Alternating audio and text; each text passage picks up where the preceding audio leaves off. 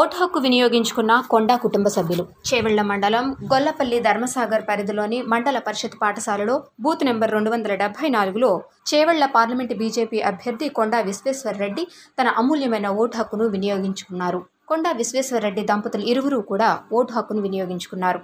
రంగారెడ్డి జిల్లా మోయినాబాద్ మండల్ హిమాయత్ నగర్ గ్రామం మీదుగా కొడంగల్లో ఓటు హక్కు వినియోగించుకోవడానికి వెళుతున్న తెలంగాణ ముఖ్యమంత్రి రేవంత్ రెడ్డి జగద్గిరిగుట్ట పోలీస్ స్టేషన్ పరిధి ముగ్డమ్ నగర్లోని చైతన్య విద్యానికేతన్లోని పోలింగ్ కేంద్రాన్ని పరిశీలించిన Cyberabad police commissioner Avinash Mahanti.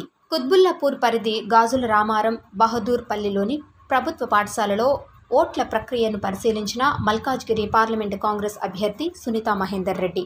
Vote హక్కును వినియోగించుకోవడానికి కొండాపూర్ చిరాక్ ఇంటర్నేషనల్ స్కూల్కు వచ్చిన ఆర్టీసీ ఎండీ సజ్జనార్ దంపతులు. ఓటు హక్కును వినియోగించుకున్న చేవెళ్ల కాంగ్రెస్ అభ్యర్థి గడ్డం అంజిత్ రెడ్డి కుటుంబ సభ్యులు. కూకట్పల్లి కేపీహెచ్బీ కాలనీలోని పోలింగ్ బూత్ 341లో ఓటు హక్కును వినియోగించుకున్న సినీ నటుడు రాజేంద్ర ప్రసాద్.